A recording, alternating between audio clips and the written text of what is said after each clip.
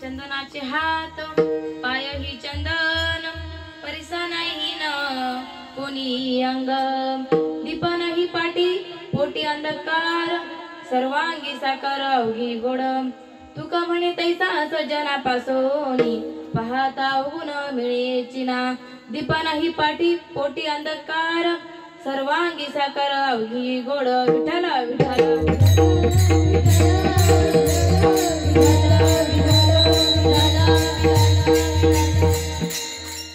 वक्रतुंड महाकाय सूर्यकोटी समप्रभ निर्विघ्नं कुरु मे देव सर्वकार्येषु सर्वदा नमो विठ्ठला राजया पांडुरंगा नमो रुक्मिणी माऊली ज्ञान गंगा नमो पुंडलिका नमो चंद्रभागा नमस्कार माझा रुक्मिणी पांडुरंगा करू प्रथम नमन प्रथम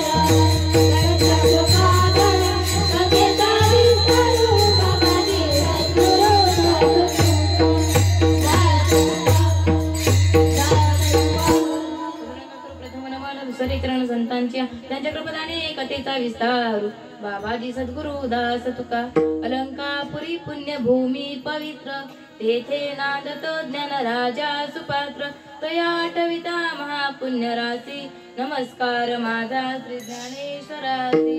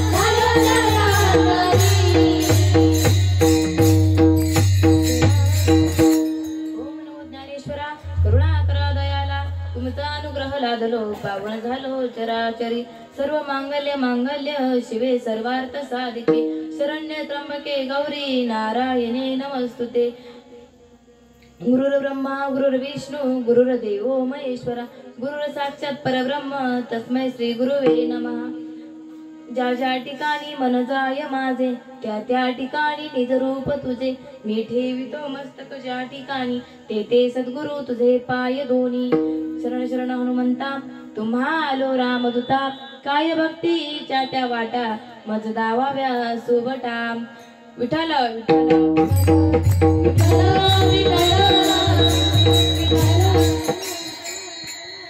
चंदनाचे हात पाय ही चंदन परिसनाई हिन कोणी अंग दीपा नाही पाटी पोटी अंधकार सर्वांगी साकर अवघी गोड तुका म्हणे तैसा सज्जनापासून पाहता अवगुण मिळेची नाम दीपा नाही पाटी पोटी अंधकार सर्वांगी साकर अवघी गोड प्रस्तुत प्राप्त प्रसंगी प्राप्त स्थळी कीर्तन रूपी सेवे करता निवडलेले अभंग जगत वंदनीय विश्व वंदनीय जगद्गुरु देहू निवासी देवचे सुप्रसिद्ध असे साधू श्री संत तुकोबराय यांचा उत्कृष्ट असा संतपूर प्रकरणातील संतांचं लक्षण सांगणारा, नवी नवी आमच्या संतांचा महिमा सांगणारा अभंग आजच्या सेवेकरता विठ्ठल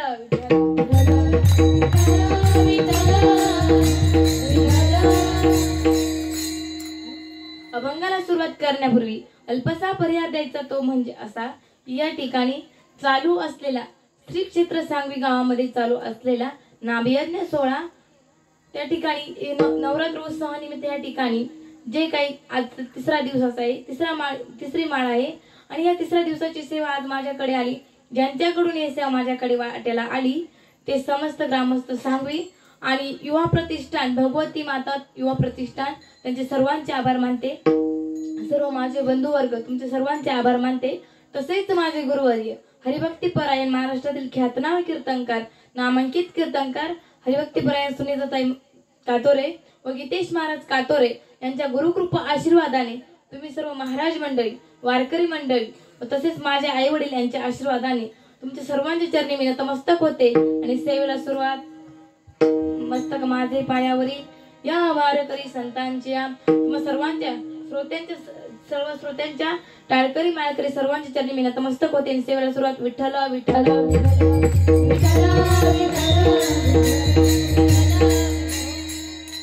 या अभंगाद्वारे तुकोबराय सांगतात की आमचे संत या ठिकाणी चंदनाप्रमाणे आहेत, की ज्याप्रमाणे चंदन शेंड्यापासून तर मुळापर्यंत सर्वांगाने काय आहे तर चंदन आहे. ज्याप्रमाणे चंदन आहे ना त्याप्रमाणे आमचे संत आहेत.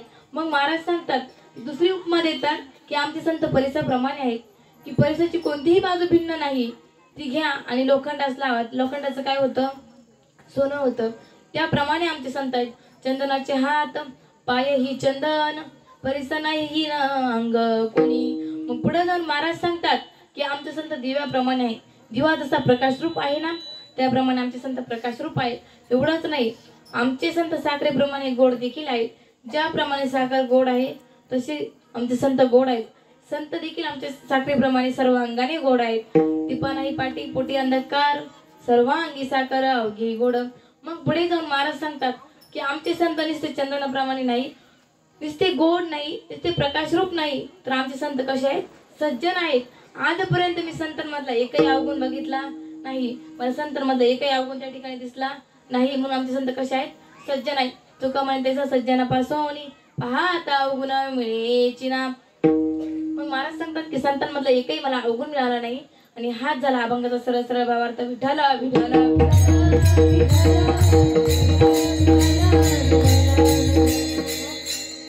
महिला मंडळ तुम्ही जरा थोडस पुढं सरकून बसा. तुम्हाला वाटतं का तुम्ही राणीमध्ये बसलेला आहात? सर तुकोबराय सांगतात की आमचे संत कसे आहेत? संतांचं महिमा व्यक्त करतात.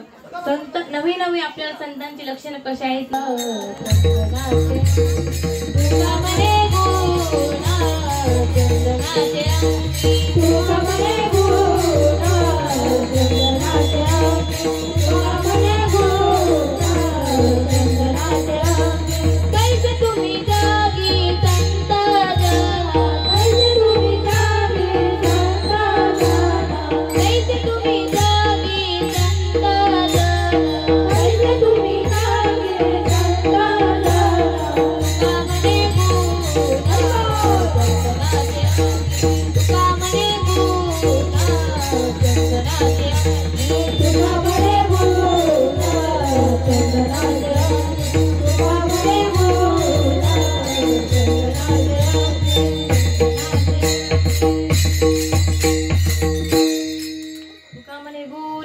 चंदनाचे अंगी तैसे तुम्ही जगी संत जन. तुकोबराय सांगतात की चंदनामध्ये जे गुण आहेत ना तेच गुण आमच्या संतांमध्ये आहेत. तर चंदनाचा पहिला गुण माहित आहे का? चंदनाचा पहिला गुण असा आहे, चंदन सुगंध आहे. चंदनाचा सुगंध येतो. आता जर ह्या ठिकाणी झाड जर लावलं तर इथून तर 2 ते 3 किलोमीटर अंतरावरती चंदनाचा सुगंध जातो. इतका चंदन सुगंधमय. त्याचप्रमाणे आमचे संत देखील कसे आहेत? मग ज्या ठिकाणी आमचे संत वास्तव्य करतात, ज्या ठिकाणी राहतात तिथलं वातावरण कसं असतं बाबा? मंगलमय असतं, प्रसन्न असतं. तुम्ही कधी देहूला गेला असाल, आळंदीला गेला असाल, पैठणला जा, त्या ठिकाणी त्र्यंबकेश्वरला जा, आपल्याला कसं वाटतं? प्रसन्न वाटतं, मंगलमय वाटतं. त्या ठिकाणी असं वाटतं की आता आपण घरी कधी जाऊ नाही. मग तिथं आपल्याला प्रसन्न वाटतं. आपल्याला जाऊ द्या, पण ज्या ठिकाणी प्राणी मात्र एकत्र येतात ते आपले वैर भाव विसरतात. गाय आणि वाघ एका ठिकाणी आल्यावरती काही पूजा करतील का एकमेकाची? नाही. मग काय करतात? एकमेकाला खाऊन घेतील. पण वाघ गायला खाऊन घेईन त्या पण संतांच्या ठिकाणी जर आले तर त्यांना त्या ठिकाणी ते आपली वैर भावना विसरून जातात. साप आणि मुंगस एका बिळामध्ये राहतात, एकमेकाशी खेळतात पण एकमेकाला काही करत नाही. त्याचं कारण काय आहे? तर त्या ठिकाणी आमचे संत वास्तव्य करतात. त्या ठिकाणी आमचे संत वास्तव्य करतात ना, त्या ठिकाणचं वातावरण अतिशय मंगलमय असतं, अतिशय प्रसन्न असतं. आता चंदनाचा सुगंध येतो. चंदनाचा गुण काय आहे? पहिला सुगंध सुगंध सुगंध देणे. सुगंधमय चंदनाचा गुण आहे. आता तुम्ही म्हणशाल चंदनाचा सुगंध येतो का? संताचा सुगंध येतो का? नाही. कारण ते आपल्यासारखे सेंट मारत नाही. ते आपल्यासारखे सेंट मारत नाही. संतांचा जरी सुगंध येत नसला तरी महाराज सांगतात संतांच्या अंगातही सुगंध येत तर संतांच्या कीर्तीचा सुगंध येतो. संतांची कीर्ती म्हणजे सुगंध, सुगंध हीच कीर्ती. तुकोबराय सांगतात तुका भरे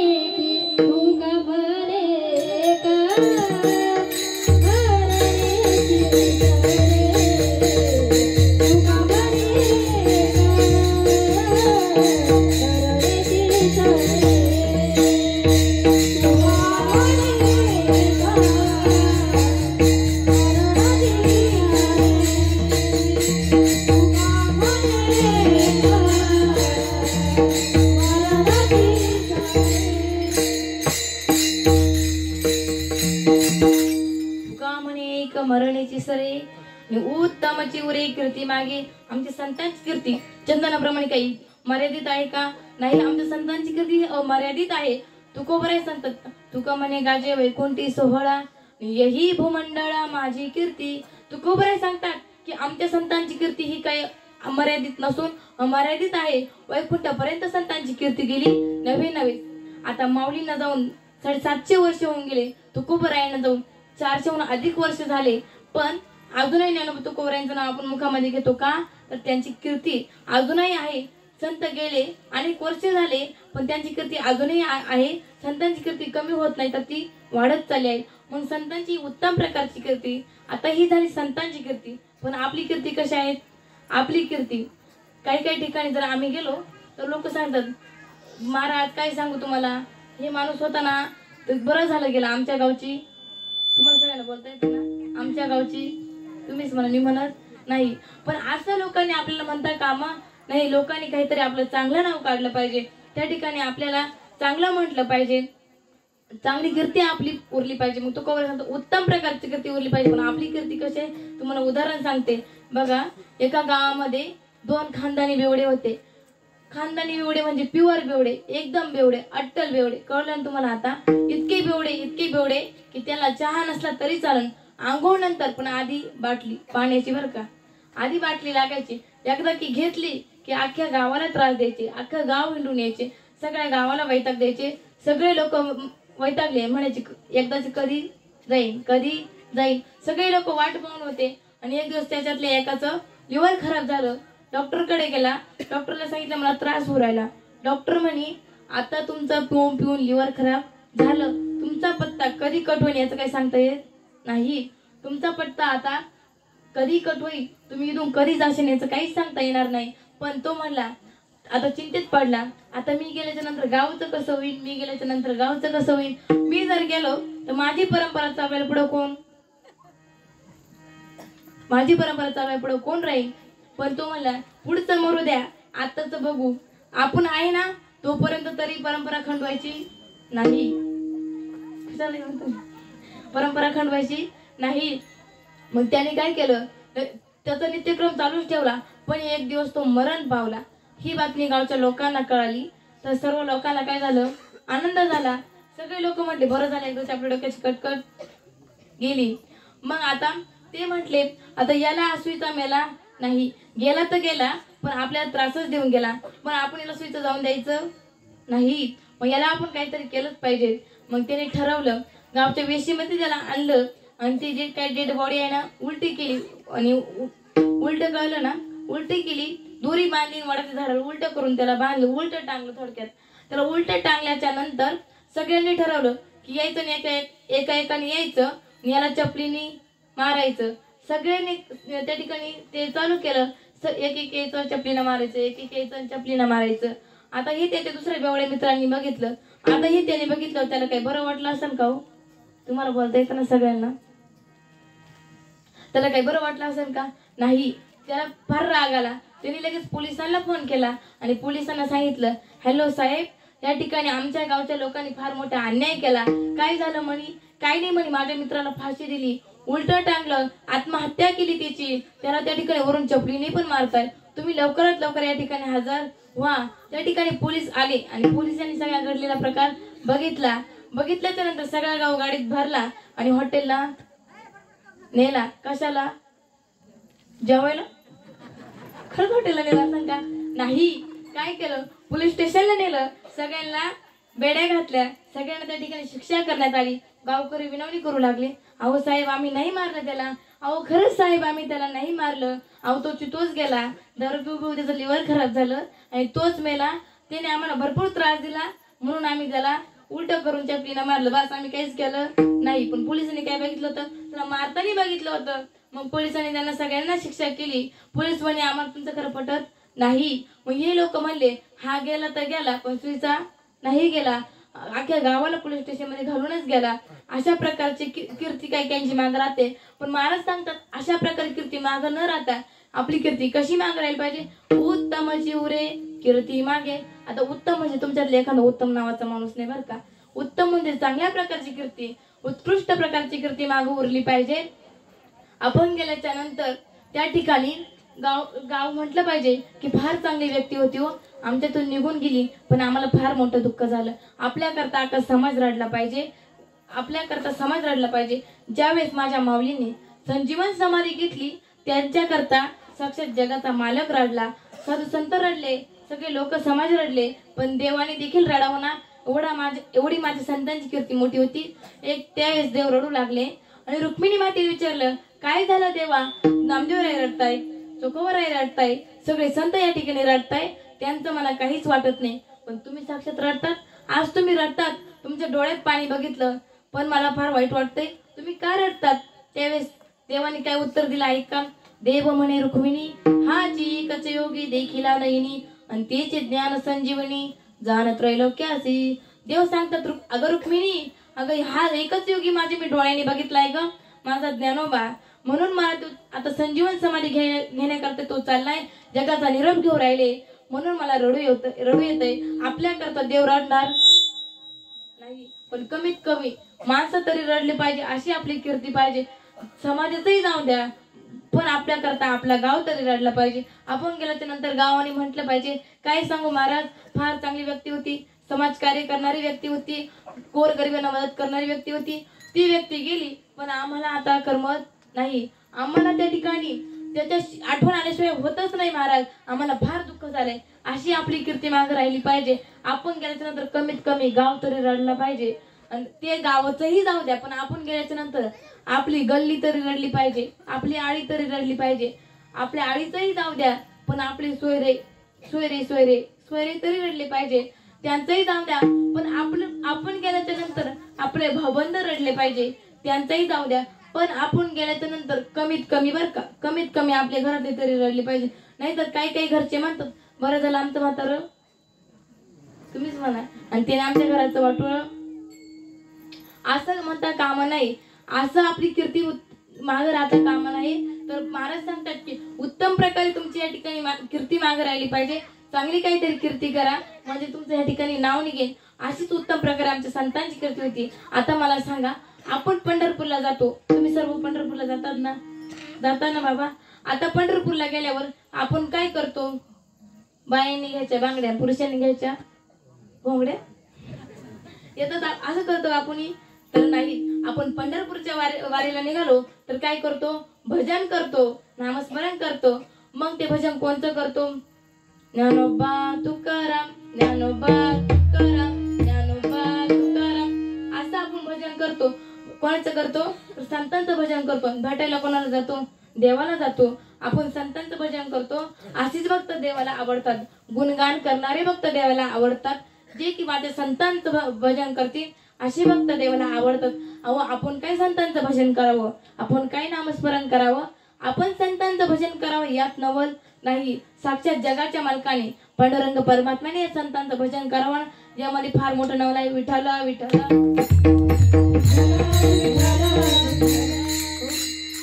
500 वर्षापूर्वी, बघा तुम्हाला उदाहरण सांगते, 500 वर्षापूर्वी श्याम बडवे नावाचे एक पुजारी होऊन गेले. त्या ठिकाणी ते पुजारी मंदिरामध्ये आले आणि आरती झाली. आरती झाल्याच्या नंतर देवाला नैवेद्य दाखवला. शेजारती झाली, देवाला झोपी लावलं, मंदिर लावून ते घरी गेले आणि घरी गेल्याच्या नंतर दुसऱ्या दिवशी सकाळी उठले, स्नान झालं, घड्याळात बघितलं 4:30 वाजून गेले होते. कारण की 4:30 वाजता वारकरी मंडळ सगळं मंदिराकडे येतं. कशाला? काकड्याला. बरोबर, तुम्ही काकड्यालाच म्हणले. एखादा माणूस म्हणलं जेवायला काकड्याला त्या ठिकाणी येतात. मग तो म्हणत आता फार टाइम झालाय, वारकरी मंदिरामध्ये आले असतील, वारकरी त्या ठिकाणी वाट बघत असतील. घाईघाईने गेला आणि मंदिराच्या दरवाजाजवळ आला. त्याच्या कानावरती आवाज आला, काय? ज्ञानोबा तुकाराम, ज्ञानोबा तुकाराम, असा आवाज त्यांच्या कानावरती आला. पुजाऱ्यांनी विचार केला की अरे, कुणीतरी माझ्याकडून 100% कोणला गेलाय. एक वारकरी कोणीतरी असणार, तो माझ्याकडून इथंच मंदिरामध्ये राहिला, चुकून राहिला. आता मला फार मोठं पाप लागेल. त्या ठिकाणी मी फार मोठं पाप केलं. देवाची माफी मागू लागला. घाईघाईने दरवाजा उघडला आणि उघडून बघतात तर काय, साक्षात पांडुरंग परमात्मे जगाच्या मालकाने विटेवरून खाली उतरावं, गळ्यामध्ये विना घालून नाचावं ना आणि संतांचं भजन करावं. एवढी मोठी ती आमच्या संतांची कीर्तिमुख त्यांची सवे नारायण. एवढ्या मोठ्या आमच्या संतांची कीर्ती आहे की ज्यांचं नाव देवाने आपल्या मुखामध्ये घ्यावा. ही झाली संतांची कीर्ती. आता चंदनाचा दुसरा गुण काय आहे? शीतलता. शीतल म्हणजे बाई नाही बरं का, थंडवा. शीतलता प्राप्त होतं. आपल्याला जर ताप आला तर आपण त्या ठिकाणी अंगाला जर चंदन लावला ना तर आपल्या अंगाचा ताप शांत होतो. आपल्याला त्या ठिकाणी शांतता वाटते, शरीर थंड होतं. पण मलायगिरी पर्वतावरती असं एक चंदन आहे, 52 नावाचं चंदन आहे. ते जर उकळते तेलाच्या कढईत जर टाकलं तर ती कढई एका क्षणात शांत होते. तुकोबराई सांगतात की तुका म्हणे कडे करावे शीतळ आणि ऐसे जाती बळ चंदनाचे. तुकोबराई सांगतात की अशी जात चंदनाची आहे, एवढं सामर्थ्य त्या चंदनामध्ये आहे की उकळते तेलाची कढई एका क्षणात शांत होते. आता उकळते तेलाची कढई खरंच आपण जर त्याला शांत करायला गेलो, कूलर लावलं, फॅन लावलं, ते शांत होईल का? एका मिनिटात तेल गार पडन का? काही. पण ते चंदन जर टाकलं तर ती कढई एका मिनिटात शांत होते, एका क्षणात ती शांत होते. पण आता तेच जर चंदन तुमच्या मनाला ताप जर आला, मनाला जर दुःख झालं, ते चंदन लावा. किती चंदन लावशा म्हणजे तुमच्या मनाचं दुःख जाईन हो. माऊली सांगतात तुम्ही चंदन किती लावा, चंदनात बुडा, पर चंदनाची अंगाला तुळी जरी केली ना तरी तुमचं त्या ठिकाणी मनाचा ताप जाणार नाही. चंदनाची केली चोळी माझे सर्व अंग पोळी. माऊली सांगतात की तुम्ही चंदनाची चोळी जरी केली ना तरी तुमचा मनाचा ताप जाणार नाही. पण चंदन हा मनाचा ताप शांत करू शकत नाही. पण आमच्या संतांच्या सानिध्यात एक क्षण जरी आलात, 1 मिनिट जरी आलात तर त्या ठिकाणी 3 प्रकारचे ताप नाही. त्रिविध तापानी झाली बोल, त्रिविध तापानी झाली बोल, त्रिविध तापानी झाली बोल, त्रिविध तापानी झाली बोल. आ ओ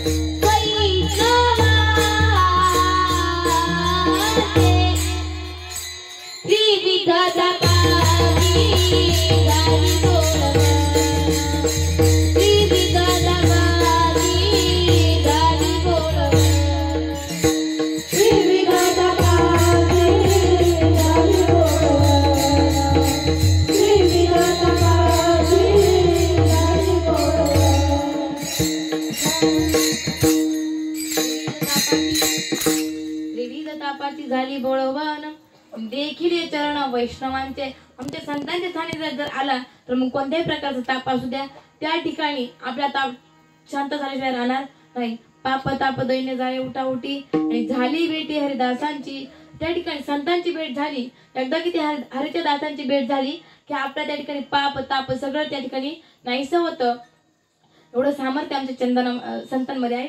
आता चंदनाचा तिसरा गुण काय आहे तर चंदन ह्या ठिकाणी जर चंदन असन त्याच्या आजूबाजूचे जे काही झाडं आहेत ना ते चंदन त्या झाडांना आपल्यासारखं करून टाकतं. आपल्यासारखं चंदन बनवण्याचा प्रयत्न ते चंदन करत असतात. मग महाराज सांगतात पाहे पाजडमुळे चंदना सभोवती झाडे ती सुगंधी लाकडे मोलगडे पावली. नाथ भागवतात सांगितलं आहे की चंदन काय करतं तर त्या ठिकाणी शेजारच्या झाडांना आपल्यासारखं चंदन बनवतो. नुसतं चंदन बनवत नाही तर त्यांचा मोल वाढवतो. त्या ठिकाणी त्यांना सुगंध देण्याचा प्रयत्न करतो. मग चंदन हे काम करतो. आता चंदन काय करतो तर त्या ठिकाणी सामान्य झाडांना चंदन करतो पण आमचे संत देखील सामान्य माणसांना संत बनवून टाकतात. बघा तुम्हाला उदाहरण सांगते. ज्यावेळेस माझ्या नाथबाबांनी इहलोकाची यात्रा संपवण्याचं ठरवलं त्यावेळेस नाथांचा रामायण ग्रंथ लिहिण्याचा अपूर्ण राहिला होता. नाथांनी ह्या ठिकाणी इहलोकाची यात्रा संपवायचं ठरवलं, देह ठेवण्याचं ठरवलं. पण आपल्या मुलाने विचारलं काय हो बाबा. हरिपंडिताने विचारलं काय हो बाबा अहो तुम्ही चालले आहात या ठिकाणी इहलोकाची यात्रा संपवून तुम्ही चाललात पण आपला वंश परंपरेने ते जो काही रामायण ग्रंथ लिहिण्याचा अपूर्ण राहिलाय तो ग्रंथ कोण लिहिणार. त्यावेळेस नाथांनी उत्तर दिलं की अरे तू कशाला काळजी करतोस. या ठिकाणी मी थांबणार नाही. आता मी जाणार आहे पण माझ्या नंतर माझा गावबा आहे ना तो ग्रंथ पूर्ण करायला. म्हणजे बघा नाथांच्या नंतर गावबाने तो ग्रंथ लिहिला. आता मला सांगा गावबा कोणी सामान्य माणूस होतं का. मग कोण होता. गावबा सामान्य माणूस होता, नोकर होता, नाथांचा सेवक होता. तरी सुद्धा त्यांनी काय केलं रामायण ग्रंथ लिहिला. म्हणजे संत आपल्या सानिध्यात येणाऱ्या सामान्य लोकांना देखील काय करतात संत बनवतात. आपण सारखी करीत तात्काळ नाही काळ वेळ तया लागी आपल्यासारखं करून टाकतात. संत त्यांना संत बनवतात. मग महाराज सांगतात की चंदन हा बोरीचं झाड तुम्हाला माहिती आहे ना. बोरीचं झाड आता त्या बोरीच्या झाडाला चंदन करून टाकतं. त्या बोरीचं वर्णन माझी माऊली करते.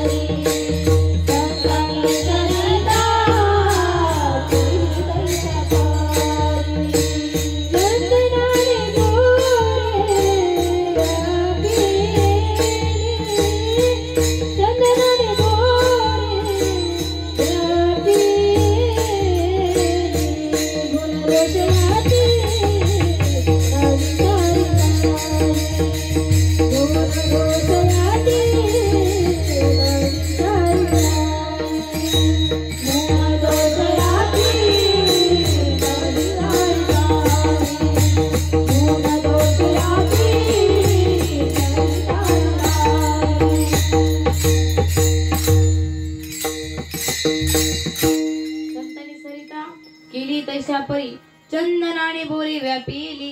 ज्याप्रमाणे चंदनाने बोरीचं झाड व्यापून टाकलं ना त्याचप्रमाणे आमच्या संतांनी सुद्धा काय केलं सामान्य माणसांना आपल्यासारखं करून टाकलं. आता त्या चंदनाने बोरीला आपल्यासारखं केलं पण ती बोरीचं झाड कसं आहेत ना माझी माऊली वर्णन करतात की गोवी गेल्या जवळी झगडल्या अंग फळी वरी फळना आत पोकळी बोरांटी जैसी.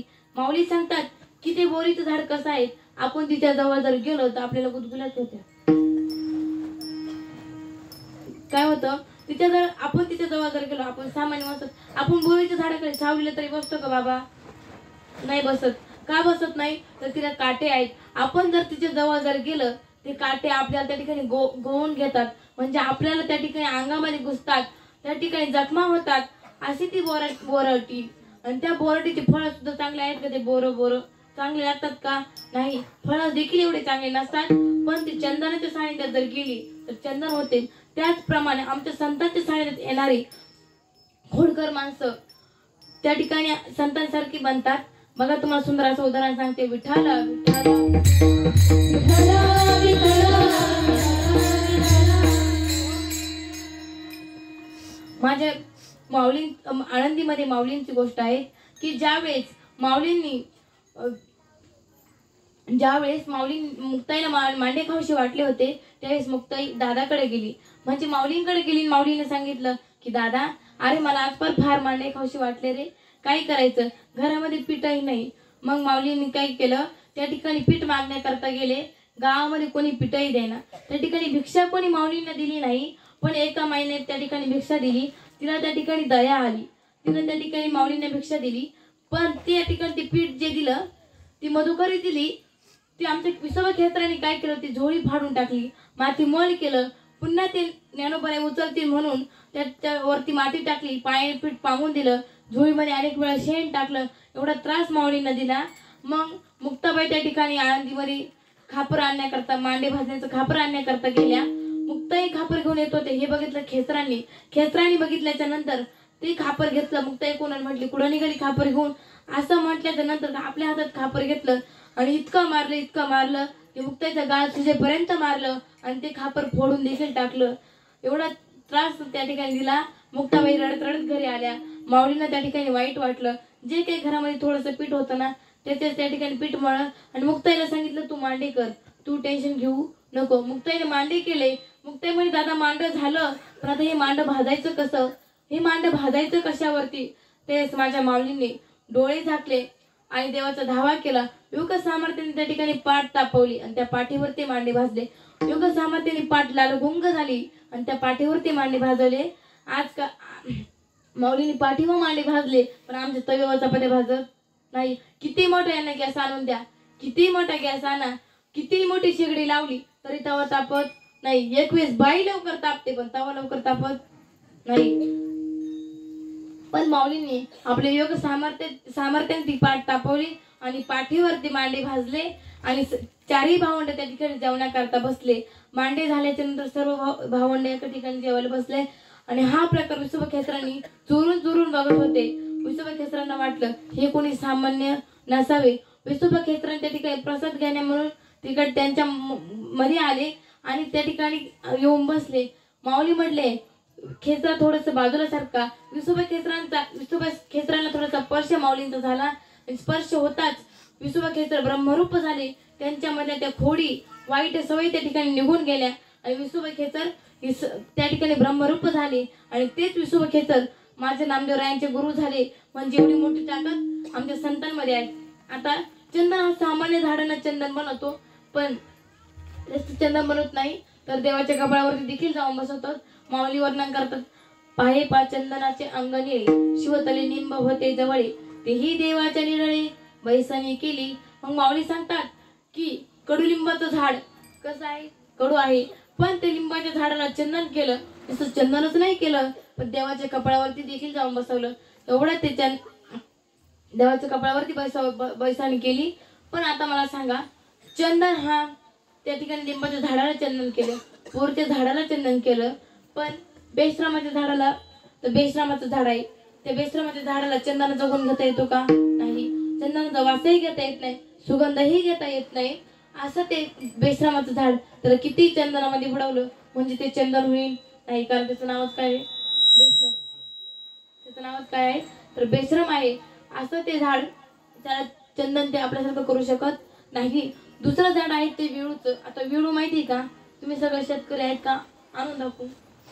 आपण सगळे शेतकरी आहात. आता विळूचं झाड आपल्याला माहित आहे ते कसं आहे, गोरं पिवळं कसं आहे, तर ते आतून पोकळ आहे आणि त्या ठिकाणी त्याच्यामध्ये गाठी आहे. फोडून बघा, प्रयोग करून बघा तुम्ही घरी गेल्याच्या नंतर. आतून पोकळ आहे, त्याच्यामध्ये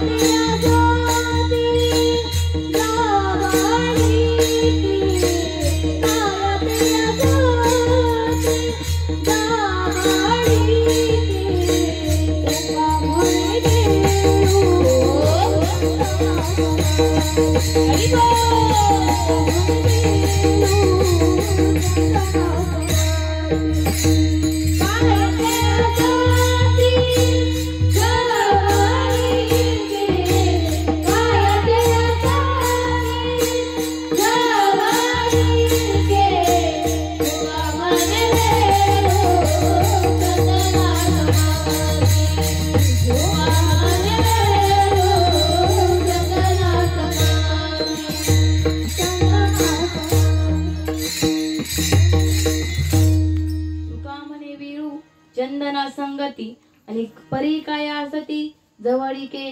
तुकोबराय सांगतात की ही वेळूचं झाड किती चंदनाच्या जवळ असलं तरी ते चंदन होऊ शकत नाही का, तर त्याच्यामध्ये गाठ आहे. तसेच काही काही माणसं तेव्हा जवळ जाऊ शकत नाही कारण त्यांच्या मनामध्ये काय आहे, गाठ आहे. पण आमच्या संतांच्या सानिध्यात कोणीही येऊ द्या, कसाही माणूस येऊ द्या, पण संत त्यांना आपल्यासारखं करून टाकतात. बघा तर वाल्या कोळी किती पापी, किती पापी. ते वाल्या कोळी इतका आपण सुद्धा पापी नाही, त्याच्या इतकं पापी झालाही नाही आणि होणार देखील नाही. एवढा वाल्या कोळी पापी की ब्राह्मणांना मारून, नुसतं ब्राह्मणांना मारून 7 रांजण खड्यानी भरले होते. खड्यानी बरं का, दगडांनी नाही, मोठ्या मोठ्या खड्यानी भरले होते. तर ते रांजण काय आपल्यावानी होते का, हंड्याचे कळशीचे नाही. आपल्या उंची इतकी रांजण, इतके मोठे मोठे रांजण, ते 7 रांजण खड्यानी भरले होते. बाकीच्या लोकांना मारलेलं तर वेगळंच होतं. एक दिवस वाल्या कोळी असाच त्या ठिकाणी दरोडा करण्याकरता, लोकांचा खून करण्याकरता जंगलातून चालला आणि त्याला काही कोणी सापडे ना. पण तिकडून येत होते जंगल, त्याच जंगलामधून नारद मुनी येत होते. त्याला दिसले, ते नारद मुनी दिसले आणि तो नारद मुनीला मारण्याकरता धावला. नारद मुनीला मारणार, पण नारद मुनी म्हणले थांब वाल्या, अरे तू हे कोणासाठी करतोस रे, एवढ्या लोकांच्या चोऱ्या करतो, दरोड्या करतो, लोकांना मारतो, त्यांना लुबाडतो, कोणासाठी करतो रे हे. तो म्हणला काही नाही, माझ्या संसारासाठी करतो, माझ्या बायको मुलांसाठी या ठिकाणी मी करतो म्हटला. मग नारद मुनी म्हणले अरे पण तू ज्यांच्यासाठी करतो ते तुझ्या पापामध्ये वाटेकरी आहेत का. तर वाल्य कोळे म्हणे मला काही ते माहिती नाही, पण मी तुम्हाला मारणार. मग त्यावेळेस नारद मुनी म्हणाले अरे थांब वाल्या, तुम्हाला 100% मार, पण तुझ्या या पापामध्ये कोणी वाटेकरी आहेत का, हे तू जरा घरी जा आणि तुझ्या बायको मुलांना विचारून ये. तो त्यावेळेस वाल्या कोळी म्हणला तुम्ही फक्त आहे ना या ठिकाणी सोडायचा मार्ग पाहताय, तुम्ही पळवाट काढताय. त्यावेळेस नारद मुनी सांगितले हे बघ, तू ही दोरी घे आणि मला या ठिकाणी बांधून ठेव, मी इथंच थांबतो, तू घरी जा आणि विचारून ये. त्या ठिकाणी वाल्या कोळीने एक दोरी घेतली, नारद मुनींना बांधून ठेवलं आणि तो घरी गेला, बायकोकडे गेला आणि बायकोला म्हणला काय ग, अगं ऐक ना मी काय म्हणतोय, मी आजपर्यंत जे काही पाप केलं त्या पापामध्ये तुम्ही वाटेकरी आहेत का. अगं तू वाटेकरी आहेत का. ती म्हणली अहो असं कसं काय बोलता तुम्ही, तुम्ही पाप करतात, तुम्ही इतकं पाप करतात, तुमच्या पापामध्ये मी कशी काय वाटेकरी. म्हणले अहो तुम्हाला काही कळतं का, बायकोच्या नवऱ्याच्या पापामध्ये बायको वाटेकरी नसते, उलट बायकोला नवऱ्याचं पुण्य, अर्ध पुण्य त्या ठिकाणी मिळतं, पण पाप बायकोला लागत नाही. तुमचं पाप तुम्हीच फेडा. का मी तुम्हाला सांगितलं होतं जा आणि लोकांचे खून करा, जा लोकांचं त्या ठिकाणी लुटून आणा, तुमचं तुम्हीच केलं ना, तुमचं तुम्हीच फेडायचं. मग वाल्या कोळी म्हटला आता शेवटी आपल्या मुलांना विचारू. मुलांकडे गेला, म्हणे ऐका ना बाळांनो इकडे या ना. म्हणे काय बाबा. मुलं त्या ठिकाणी आली पटकन आणि म्हटले काय बाबा काय झालं. त्यावेळेस वाल्या कोळी म्हणला ऐका ना, मी तुमच्या करता बाळांनो एवढं पाप करतो, लोकांना गुंततो, लोकांना त्या ठिकाणी मारतो, खून करतो, तुमच्या करता सोनं नाणं गुंडाळून आणतो, पण मी एवढा पाप करतो, एवढा पाप करतो, माझ्या पापामध्ये तुम्ही वाटेकरी.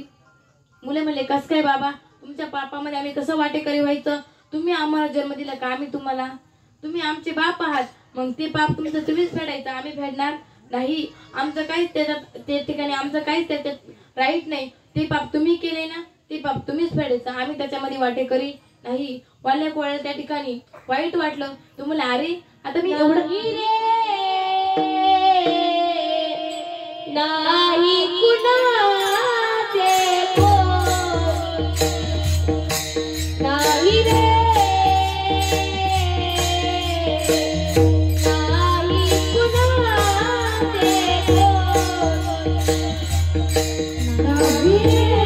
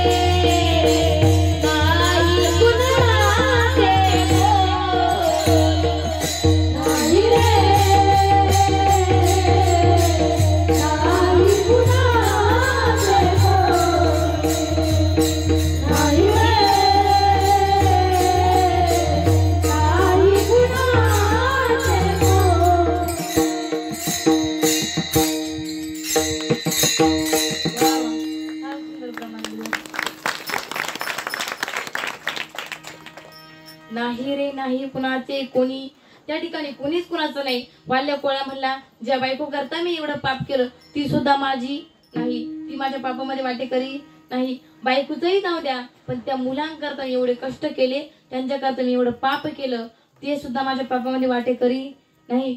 ज्यांच्यासाठी केलं तेच माझ्यासाठी नाही. मग काय करायचं म्हटलं, तो पुन्हा नारद मुनींकडे गेला.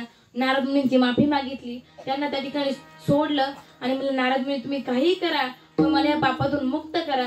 मी या पापातून कशाने मुक्त होईल मला सांगा, काहीतरी मार्ग काढा. मग त्यावेळेस नारद मुनी म्हणले, वाल्या कोळा तू अजिबात घाबरू नको, अजिबात टेन्शन घेऊ नको. ऐक मी काय सांगतो, तू फक्त राम राम नावाचा जप कर. आता त्यांनी एवढं पाप करेल होतं, त्याला राम राम म्हणताच येईना. तो म्हणायचा मारा मारा मारा मारा, कारण त्याला रोजची सवय लागली होती, धारा धारा मारा मारा, रोज मारा माराच करायचा. मग तो आता काय म्हणू लागला, मारा मारा मारा मारा म्हणू लागला. पण मारा मारा म्हणता म्हणता मारा मारा म्हणू लागला आणि मारा मारा म्हणता म्हणता राम राम म्हणू लागला. आणि त्या ठिकाणी वाल्या कोळी इतकं नामस्मरण करू लागला की त्याला त्या ठिकाणी तो विसरून गेला. जिथं बसेल होता ना तिथंच बसून राहिला. आणि त्याच्यावरती काही कालांतराने मुंग्याने त्याच्यावरती वारुळ केलं. आणि असंच एकदा फिरत फिरत नारद मुनी त्या जंगलामधून परत चालले होते, जंगलामधून येत होते आणि त्यांच्या कानावरती आवाज येऊ लागला.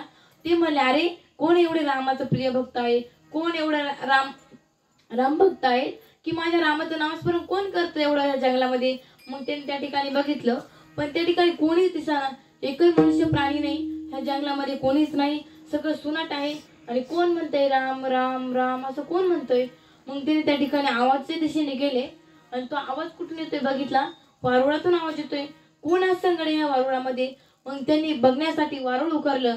आतमध्ये बघतात तर कोण, वाल्मिक ऋषी वाल्या कोळी होता. आता मला सांगा, त्या वाल्या कोळीचा वाल्या कोळी राहिला का नाही. मग काय झालं, वाल्या कोळीचा वाल्मिक ऋषी झाले. एवढंच नाही तर त्यांनी रामायण लिहिले आणि तसेच पुढे रामाला वागावे लागले. कोण्याची कीर्ती वाढवली गहन, केले रामायण रामा आधी. एवढं म्हणजे आमच्या संतांची ताकद आहे की संतांच्या सांगण्यात येणारे पापी जीव, तापलेले जीव त्या ठिकाणी कोणीही असो, पण संत त्यांचा त्या ठिकाणी उद्धार करतात. म्हणून तुकोबराय सांगतात, आमचे संत चंदनाप्रमाणे आहेत. हेच मार्ग अभंगाच्या प्रथम चरणात चंदनाचे हात पायही चंदन, चंदनाचे हात पायही चंदन, चंदनाचे हात पायही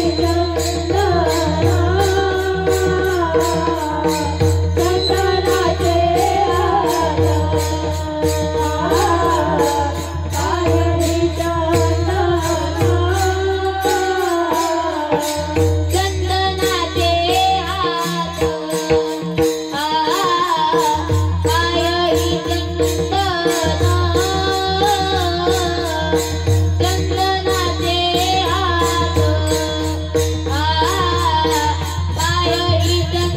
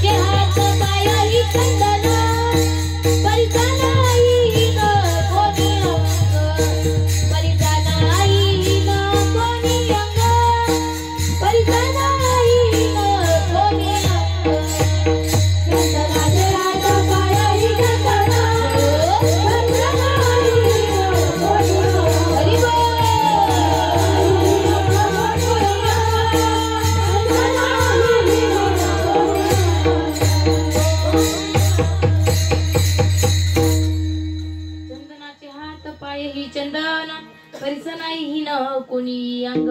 मग तुकोबराय सांगतात की ज्याप्रमाणे चंदन सर्व अंगाने शेंड्यापासून तर मुळापर्यंत चंदन आहे ना, त्याप्रमाणे आमचे संत आहेत. मग पुढे जाऊन महाराज सांगतात की आमचे संत परिसाप्रमाणे आहेत. आता तुम्हाला परिस माहिती का? जो परिस कसा आहे तर परिस हा दगड असा आहे की तो जर लोखंडाला लावला तर त्याचं काय होतं? सोनं होतं. कल्पतरू आता त्या ठिकाणी कामधेनू ही काय आहे तर एक गाय आहे.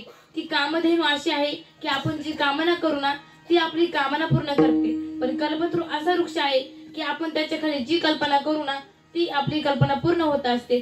मग कल्पना रूपाखाली आपण कोणतीही कल्पना करा, काय काय आपण त्या ठिकाणी जी इच्छा असेल, कोण म्हणून मला आमदार व्हायचंय, कोण म्हणून मला नरेंद्र मोदीच व्हायचंय, कोणाची काय इच्छा असेल, आपण जी कल्पना करू ना ती कल्पवृक्ष त्या ठिकाणी कल्पना आपली पूर्ण होत असते. तुकोबराय सांगतात तुका म्हणे आम्ही जी जी इच्छा करू ती ती कल्पतरू पुरवत असे. तुकोबराय सांगतात की आम्ही जी जी इच्छा करू ना ते ते कल्पवृक्ष त्या ठिकाणी कल्पतरू आमची इच्छा पूर्ण करतो. आता परिस असा आहे, परिस असा दगड आहे की तो लोखंडास लावला तर त्याचं सोनं होतं. आणि जर लोखंडाने ठरवलं की या परिसराचं आपण वाटोळ करायचं, त्याचा चुरा करून टाकायचं, याला फोडून टाकायचं, यांनी पण आमची जातच नष्ट करून टाकली, सगळं सोनं सोनं केले, लोखंड काही ठेवलंच नाही. आणि तोच लोखंडीचा घन त्या ठिकाणी जर त्या परिसराला मारला तर ते लोखंडाचं काय होणार आहे, त्या घनाचं काय होणार आहे? सोनं होणार आहे. म्हणजे घाव जरी घालायला गेलं तरी तो परिस त्या लोखंडाचं सोनं करणार आहे. तसे संत परिस त्या ठिकाणी तुमचा आमचा उद्धार करतात. पण आता ही दगड परिस लोखंडाकडे जात नाही तर लोखंडालाच परिसाकडे न्यावं लागतं आणि त्या ठिकाणी लोखंडाचं सोनं करून घ्यावं लागतं. पण आमचे संत रूपी परिस असे आहेत की ते जीवाकडे येतात, जीवाचा उद्धार करतात. त्या संत म्हणतात की संत रूपी परिस याच्या करताच आले आहेत की त्यांनी तुमच्या आमच्या उद्धार करता, की त्यांना तुमच्या आमच्या जगाचा कल्याणा संताचा विभूती. जगाचा कल्याणा संताचा विभूती. जगाचा कल्याणा संताचा विभूती. जगाचा कल्याणा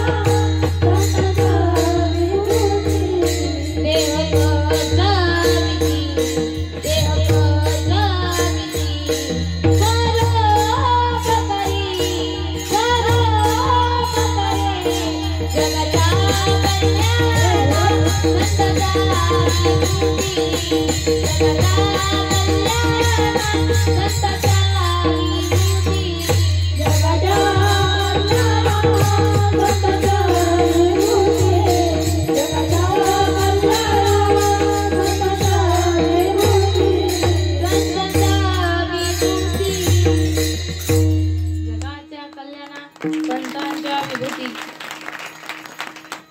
त्या ठिकाणी तुमचं आमचं कल्याण करण्याकरता, उद्धार करण्याकरता या ठिकाणी संत परिस आपल्याकडे येतात आणि आपला उद्धार करतात. ब्रह्ममूर्ती संत अवतरले जगी आणि उद्धारयाले दीनजना. तुमचा आमचा उद्धार होण्याकरता, ह्या जड जीवाचा उद्धार करण्याकरता संत परिस कुठं आले तर आपल्याकडे आले. मग तुकोबराय सांगतात की आम्ही इथले नाही, आम्ही वैकुंठवासी आलो याच कारणासी. आम्ही वैकुंठवासी आलो याच कारणासी. आम्ही वैकुंठवासी आलो याच कारणासी. आम्ही वैकुंठवासी आलो याच कारणासी. आम्ही वैकुंठवासी आलो याच कारणासी. आम्ही वैकुंठवासी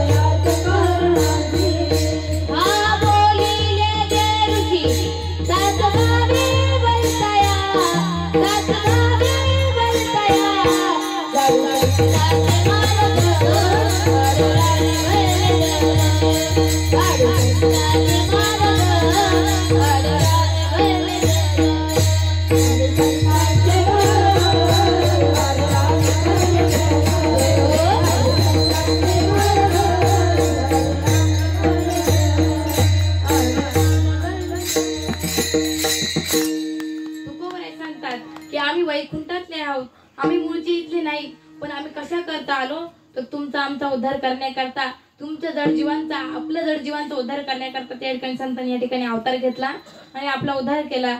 मग महाराज सांगतात की संत आमचे कसे आहेत तर दिव्याप्रमाणे. आता तुम्हाला दिवा माहिती का? दिवा दिवा दिवा कसा आहे तर प्रकाश रूप आहे.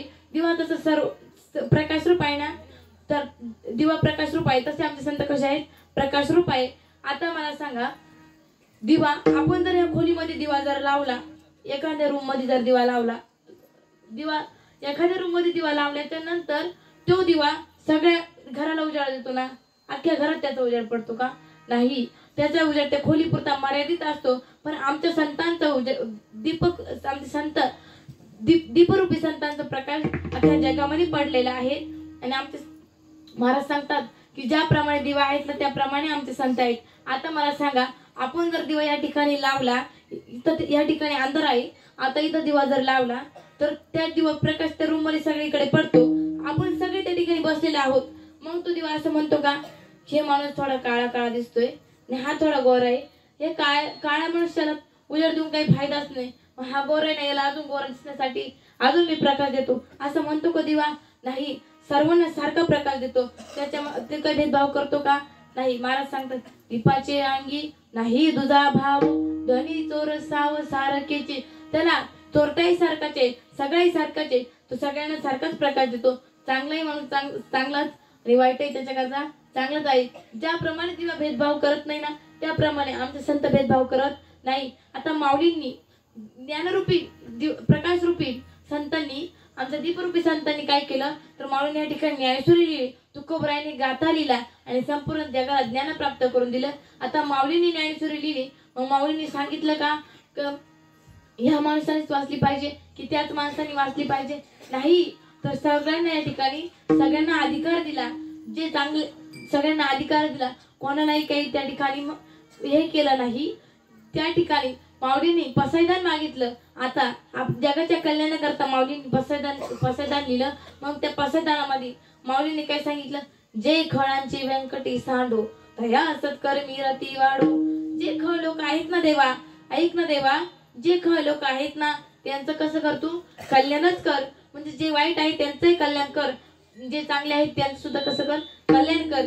त्यांना तुझ्या भक्ती मार्गाला लागू दे. एवढंच मागणं आहे देवा, हेच मागणं माऊलींनी मागितलं. म्हणजे या ठिकाणी सगळ्यांना अधिकार आहेत.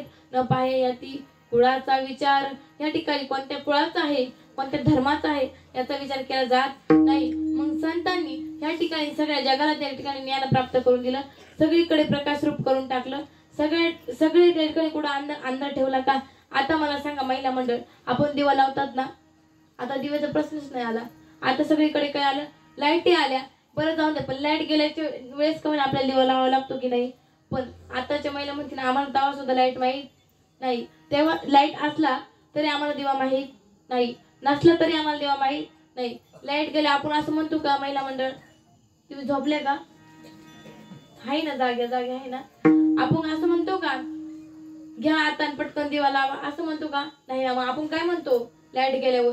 टॉर्च लावा. पण दिवा लावतो का? नाही. पण जुन्या आजीबाई, जुन्या म्हाताऱ्या, जुन्या आजी या ठिकाणी आहेत, जुन्या बाया, तुम्हाला माहितच आहे तुमच्या काळात काय होतं आजी? दिवे होते. मग तुम्ही त्यावेळेस तो दिवा लावायचा, पण तो दिवा लावल्यावरती दिव्याच्या खालून प्रकाश पडायचा का वरून प्रकाश पडायचा? वरून. पण दिव्याचा प्रकाश सगळ्या रूम मध्ये पडायचा, पण दिव्याच्या खाली करायचा अंधकार. आता बाया अशा पाहते माझ्याकडे की त्यांना दिवाच माहिती नाही. त्या म्हणतील आम्हाला काय माहिती खालून प्रकाश पडतो का वरून पडतो? तुम्ही कधी दिवाच लावत नाही, असं नाही ना? नाही. पण तो दिवा जसं की दिव्याच्या खालून अंधार राहतो, सगळीकडे उजेड असतो, पण आमच्या संतांनी कुठंच अंधकार ठेवला नाही, सगळीकडे कसं उजेडच उजेड केला. म्हणून महाराज सांगतात की आमचे संत त्या ठिकाणी दिव्याप्रमाणे आहे. म्हणून महाराज दुसऱ्या चरणात सांगतात दीपा नाही पाठी पोटी अंधकारा, दीपा नाही पाठी पोटी अंधकारा, दीपा नाही पाठी पोटी अंधकारा, दीपा नाही पाठी पोटी अंधकारा, दीपा नाही पाठी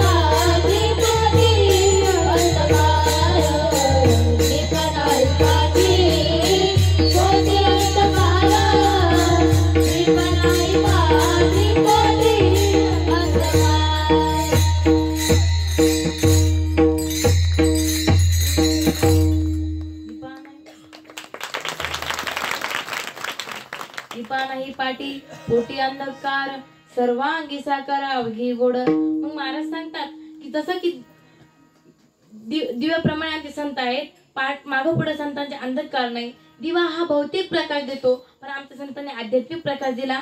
या ठिकाणी जनतेचा ह्या जड जीवाचा उद्धार त्या ठिकाणी केला. मग चौथी उपमा देतात महाराज, ती कशाची? साखरेची. आता मला सांगा, साखर एक दाणा जरी खाली तरी कशी लागते? गोड. एक कण खाल्ला तरी कशी लागते? गोड. साखरेचे एक कोपरा जरी खाल्ला तरी कशी लागते? तुम्ही सगळे झोपले का? तुम्ही आज काहीतरी बोलत जा ना. तुम्ही हलती नाही, बोलती नाही. मला असं वाटलं की काही झोपी बिपी गेले की काय. तर अशा मला हलवत चला, म्हणजे मला तरी कळलं, तुम्हाला काहीतरी समजतंय. आता साखर, आपण जर साखरेची चव घेणे करताय, एक कोपरी खाल्ली का मग आपल्याला कळतं साखर कशी आहे? गोड. नाही, ते एक दाणा खाल्ला तरी आपल्याला साखर कशी आहे कळतं. त्याप्रमाणे आमचे संत साखरेप्रमाणे सर्व अंगाने गोड आहे. कदाचित साखर जर जास्त खाल्ली तर शुगर होण्याची दाट शक्यता आहे. आपल्या घरी जर महिला मंडळ, आपल्या घरी पाहुणे जर आले, तुमच्या घरी पाहुणे येतात, कोणाच्या घरी पाहुणे जर आले, आपण पाहुण्याला काय देतो? प्रथम पाणी देतो, नंतर चहा देतो. चहा आपण पाहुण्याला म्हणतो थांबा आम्ही तुम्हाला चहा करतो. त्या ठिकाणी आपण पाहुण्याला चहा देतो, पण पाहुणे म्हणते मी चहा घेणार नाही. आपण फार आग्रह करतो, अहो फार दिवसांनी आलात, कधी नाही आलात, एवढे दिवस झाले, आमच्या घरून तसं जाऊ नका, गोड तड करून जा. म्हणून तुम्हाला एक गुच्छा साखर, एक चमचा साखर तुम्हाला देते. तो पाहुणा म्हणून तुमच्या घर तुम्हाला साखरही नको, पण तुमच्या घरचा औषध पेन, पण साखर खाणार नाही का? तर त्याला शुगर आहे. जास्त साखर खाल्ल्याने शुगर होण्याची दाट शक्यता आहे. पण आमच्या संतांच्या सानिध्यात जर गेलं तर त्या ठिकाणी एवढे आमचे संत गोड आहेत, एवढे आमचे संत गोड आहेत की तुमचा आमचा उद्धार झाल्याशिवाय राहणार नाही. आपला उद्धार झाल्याशिवाय राहणार नाही. हा साखरेचं त्या ठिकाणी अवगुण आहे. काय? तर त्या ठिकाणी जास्त खाल्ल्याच्या नंतर शुगर होते. आता महाराज सांगतात की चंदनामध्ये सुद्धा अवगुण आहेत. तर तुम्ही म्हणशाल, तुम्ही गावापासून सांगतात ताई चंदनाचं झाड सुगंधी आहे, चंदनाचं झाड शीतल आहे. आता मी तुम्हाला सांगितलं चंदनाचं झाड सुगंधी आहे, चंदनाचं झाड शीतल आहे. मग उद्या तुम्ही सर्वजण घरी गेल्यावरती चंदनाचं झाड लावणार ना? लावणार ना? मी आणून देते, लावणार का? नाही लावू शकत. तुम्ही चंदनाचं झाड लावणारच नाही का? तर चंदनाच्या गावा सर्पाची वसती. ज्या ठिकाणी चंदन आहे त्या ठिकाणी काय आहे? सर्पाची वसती आहे. त्या ठिकाणी सर्प आल्याशिवाय राहणार नाही. म्हणून आपण चंदनाचं झाड लावत नाही. चंदनामध्ये सुद्धा अवगुण आहे, साखरेत सुद्धा अवगुण आहे, परिसामध्ये सुद्धा अवगुण आहे. आता लोखंडाचं सोनं करतं तोच परीस घ्या आणि खापराला लावा बरं, खापराचं सोनं करीन का? बरं खापराचं जाऊ द्या, तोच परीस घ्या दगडाला लावा, दगडाचं सोनं करीन का? नाही. हा त्याच्यामधला अवगुण झाला. पण तुकोबराय सांगतात मी सगळ्यामधला या ठिकाणी अवगुण बघितला, पण मला त्या ठिकाणी चंदनामधला अवगुण दिसला, साखरेतला अवगुण दिसला, दिव्यातला अवगुण दिसला. पण मी संतांमधला अवगुण शोधण्याचा भरपूर प्रयत्न केला की संतांमधला मला अवगुण शोधण्याचा प्रयत्न केला, पण मी बघितलं की संतांमधला एकही मला अवगुण दिसला नाही. हेच माझ्या बंगाच्या तू माने तैसा सजना पासून, तू माने तैसा सजना पासून, तू माने तैसा सजना पासून, तू माने तैसा सजना पासून, तू माने तैसा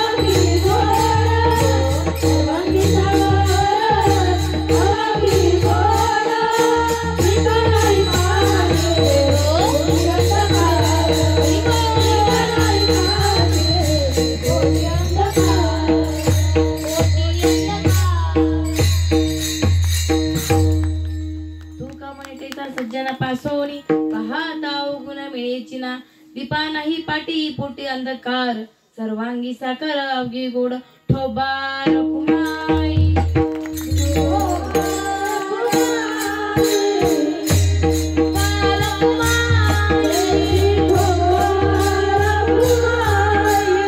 विठ्ठल